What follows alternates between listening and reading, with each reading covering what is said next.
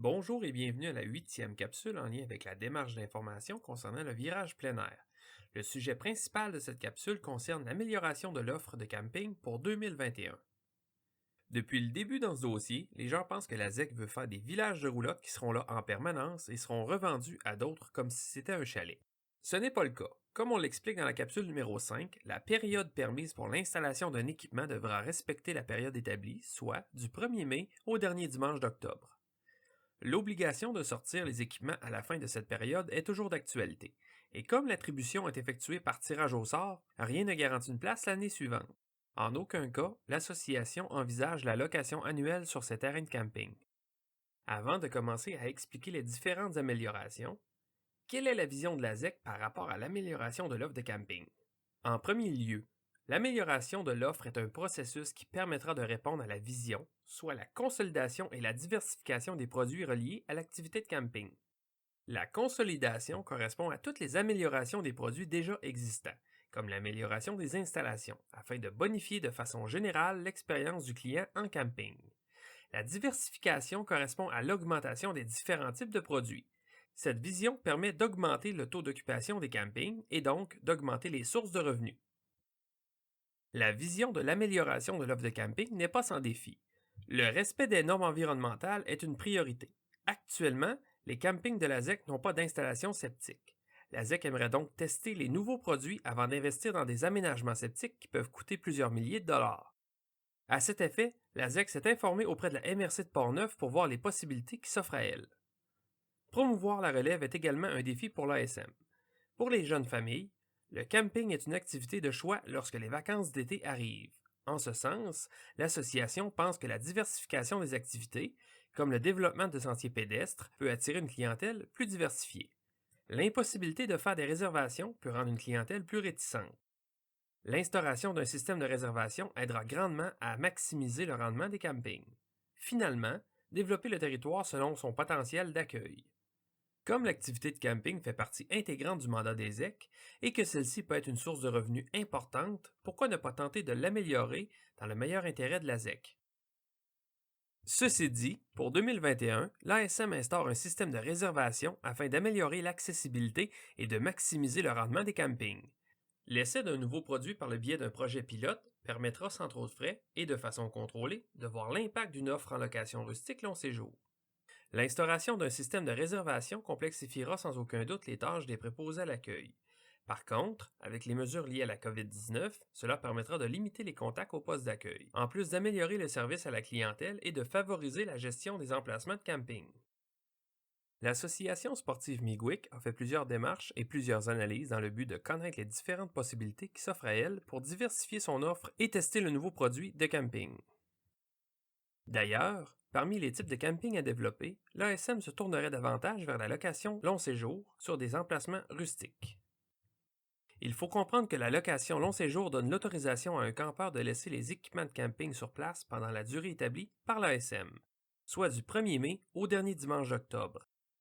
Les campeurs devront avoir participé à un tirage au sort en début de saison, et seulement les gagnants auront le privilège de laisser leur équipement sur place. Même s'il s'agit d'un projet pilote, toutes les réglementations devront être respectées par les campeurs. La signature d'un contrat avant l'installation des équipements sur les sites attribués permettra de sanctionner tout contrevenant et même d'expulser ceux-ci au besoin. À la fin de leur contrat, les campeurs devront obligatoirement libérer les emplacements et les remettre dans l'état dans lequel ils étaient au départ. Un projet pilote comme tel permettrait de voir les lacunes du fonctionnement établi par l'ASM, de permettre des ajustements ou des rectifications et même possiblement de revoir les modalités de location si le projet n'est pas concluant. Bien que nous ayons la conviction que la location d'emplacement sera profitable et que plusieurs indicateurs sont favorables à ce développement, nous sommes conscients que certains impacts peuvent différer des prévisions et que quelques éléments peuvent devenir problématiques. C'est pour ces raisons que nous pensons ici à un projet pilote pour la location d'emplacement. L'ASM peut modifier et même arrêter le projet si les objectifs ne sont pas atteints ou qu'il y a trop d'impacts négatifs. De plus, le faible coût des opérations reliées à ce type d'essai est plus qu'intéressant. En lien avec les impacts ou difficultés auxquelles la ZEC pourrait faire face, voici certains éléments avec lesquels celle-ci pourrait avoir à composer. Les impacts réels sur le potentiel de pêche des lacs de camping et de son secteur, la clientèle ciblée, le respect de la réglementation, la relation entre les campeurs en location rustique long séjour et les campeurs en mode quotidien, la relation entre les villégiateurs et les campeurs. Quel pourrait être l'impact réel sur le potentiel de pêche du lac de camping et de son secteur? Nos analyses sont formelles. Nous pouvons augmenter la fréquentation sur nos 4 campings actuels de façon modérée et il n'y a aucun problème pour son secteur. Il est certain que nous allons réévaluer chacun des sites à la fin de chaque saison pour connaître l'impact réel. Qui fait partie de la clientèle cible?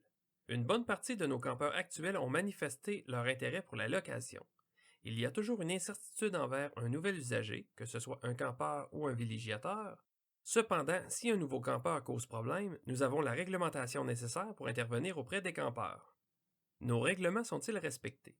Nous n'avons pas eu beaucoup de cas nécessitant une intervention depuis l'implantation du code de conduite et du règlement des conditions de pratique. Cependant, ce n'est pas une certitude et encore une fois, nous avons tous les outils nécessaires pour faire respecter notre réglementation. Quelle sera la relation entre les campeurs en location et les campeurs en mode quotidien? Un très grand mystère que nous allons devoir apprivoiser et intervenir au besoin. Quelle sera la relation entre les villégiateurs et les campeurs? C'est sans doute notre plus grande crainte. Les campeurs et les villégiateurs devront faire preuve de diplomatie et de respect mutuel. Vous remarquerez que certains éléments ci-dessus peuvent tout aussi s'appliquer aux nouveaux propriétaires de chalets, que ce soit par la vente d'un chalet ou par un nouveau baux de villégiateur attribué par le ministère de l'Environnement et des Ressources naturelles. Bien que ce soit un impact négatif, l'installation d'un système de traitement des eaux usées deviendra rapidement un point positif en améliorant la gestion des eaux grises et usées reliées à l'activité de camping.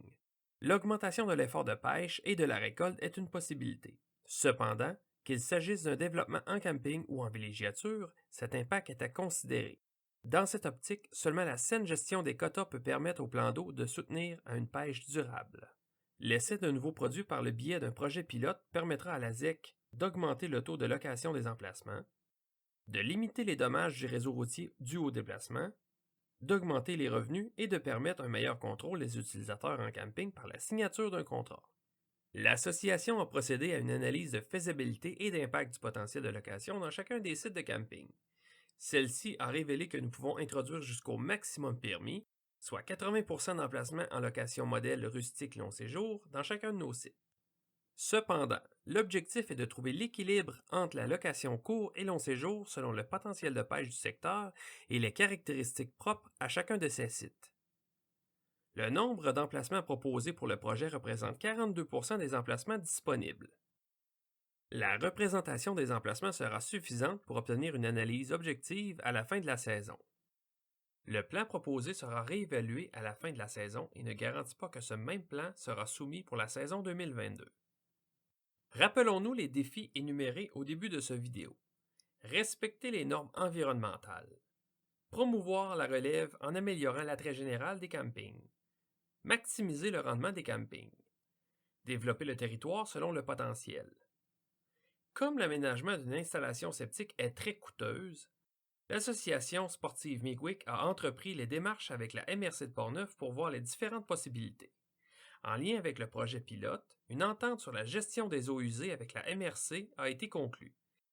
Celle-ci permettra à l'association d'effectuer le projet pilote sans avoir l'obligation de faire l'aménagement d'installations septiques et ainsi limiter les coûts du projet et permettre une meilleure évaluation de ce nouveau produit. Suite à cette entente, les principes suivants devront être appliqués. Le locataire est entièrement responsable de ses eaux usées. Le locataire doit posséder un réservoir homologué pour le transport des eaux usées et en disposer dans une station de vidange appropriée. Le locataire est responsable de tout déversement accidentel ou non des eaux usées provenant de son équipement.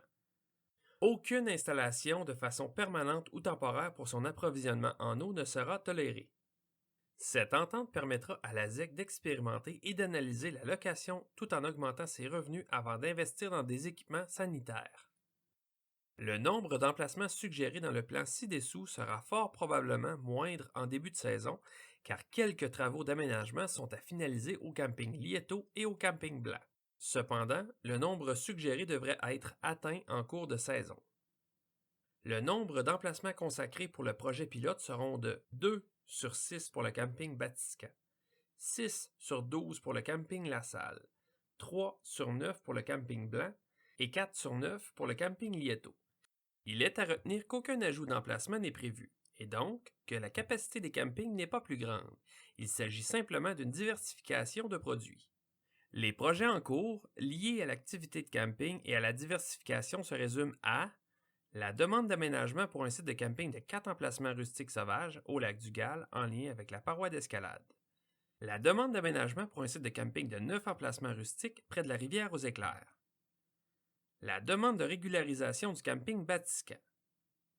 En lien avec des tests de sol réalisés en 2020, il est à noter qu'une demande de subvention a été demandée pour une installation septique au camping Lieto. Les travaux pourront être réalisés seulement si la subvention est accordée.